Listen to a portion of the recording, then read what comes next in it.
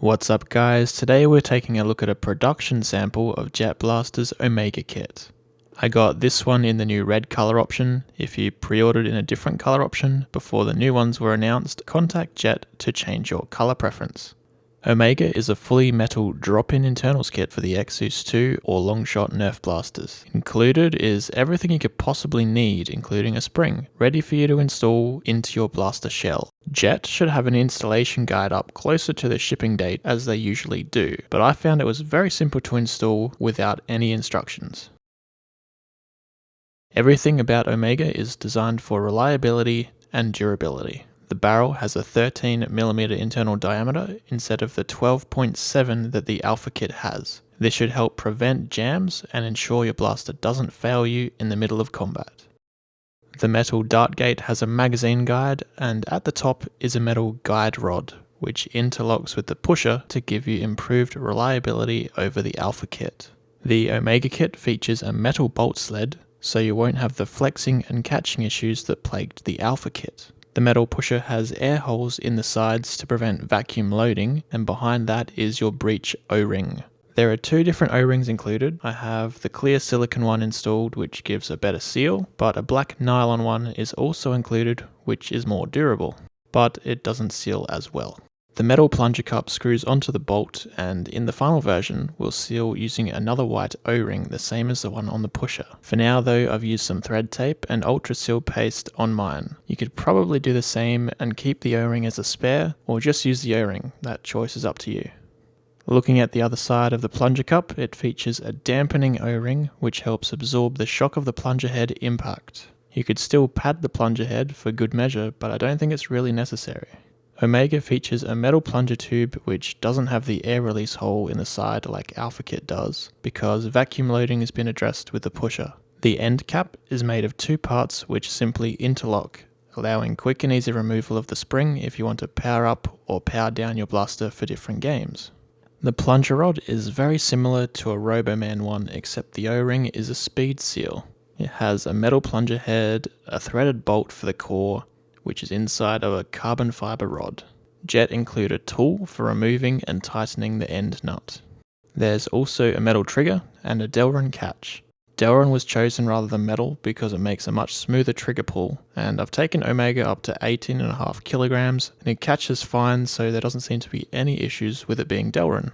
So now I'm going to do a chrony test, but before I chrony, I need to point out a flaw in my production sample that won't be there in the final version. Inside the dart gate, the threading is much deeper than it needs to be.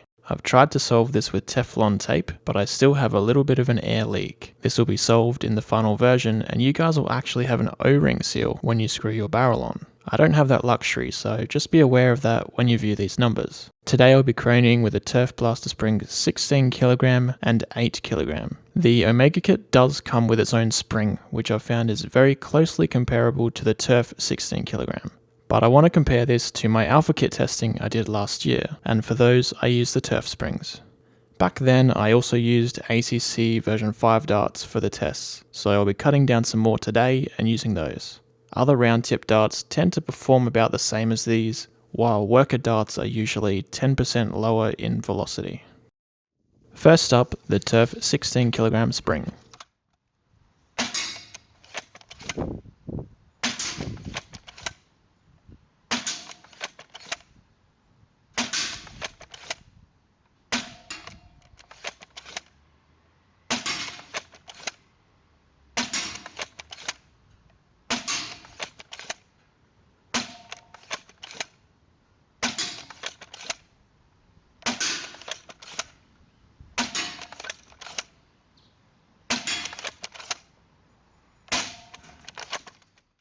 Here we got an average of 238 feet per second, while the Alpha kit last year got an average of 240. So that's only a 2 FPS difference on average, but the consistency was a lot worse for my Omega kit, which had a variance of 29 compared to the Alpha's 14. But I'm blaming the bad air seal on my production sample for that inconsistency. I'll revisit this test once my pre-order arrives, which I chose the silver color.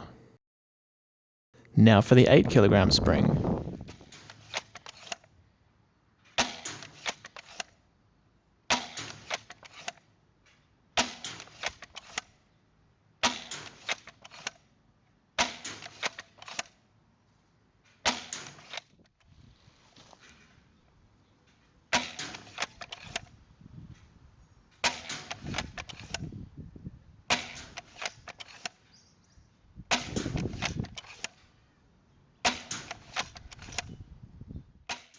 Here we got an average of 190.